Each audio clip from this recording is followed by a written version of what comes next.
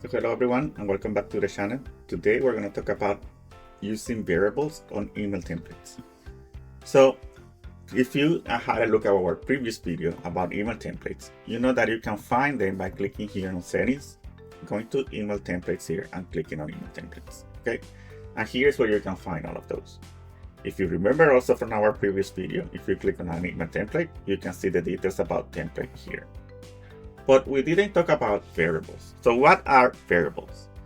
Variables or fields are a specific information from an expiration item or a contact, an employee, that you want to include in every email template that goes out, every notification that goes out, but that it changes depending on the employee or the expiration item. So for example, let's say you have an employee with his name is John Smith and he has a CPR training in his profile. Okay, well, when the email goes out, you want to say maybe, "Hi John, this is a notification to let you know that your CPR is about to expire in this date." Okay, so because the date and the name are things that you don't want to put on an email template, because then you will end up creating an email template for each employee. We don't want that. That's where variables come in. So in a variable, I can come here, for example, let's say, "Hi, I want to put John's name in there." So I can click on this button here called Fields, and then I can choose what field I want to insert. So in this case, I want to insert the first name of the employee. So I'm going to say insert first name there for the contact. Then what's going to happen is that every time a notification is sent, the system will automatically replace this with the employee first name. Okay, so you don't have to create a different template for each employee. The system is smart enough to recognize that that is a variable and it will get it from the employee name. So this is a notification to let you know that category name is also a variable, comes from the expiration item here, and that category is what represents the actual document type name.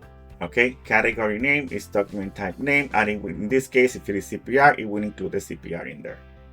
Okay, the number of days that's going to expire, it's also part of the expiration item here, so days to expire. So that's also a variable that you can include in there. Okay, so things that you can include is the expiration date, comments, days to expire, company name, vehicle information, tax. You can also include tax, and any custom field that you have created, you can also include it. And you can include variables from other entities in expiration reminder. So for example, the contact here, you can include all of this information for the contact: first name, last name, full name, email, phone, all of the supervisor you can also include. Okay, from the company, you can include variables from the company. Equipment, all variables for equipment. If you're tracking vehicles, all of this information from the vehicle can be included.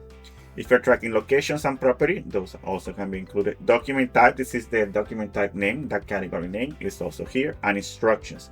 So remember that each document type can have instructions.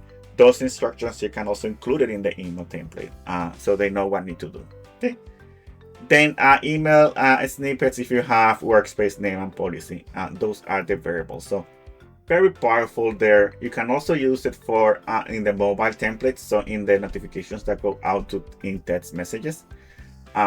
Those are also those variables are also available here. There you go, fields, same set of variables. One question that we always get is, can I include variables in my subject? Yes, you can include variables in your subject.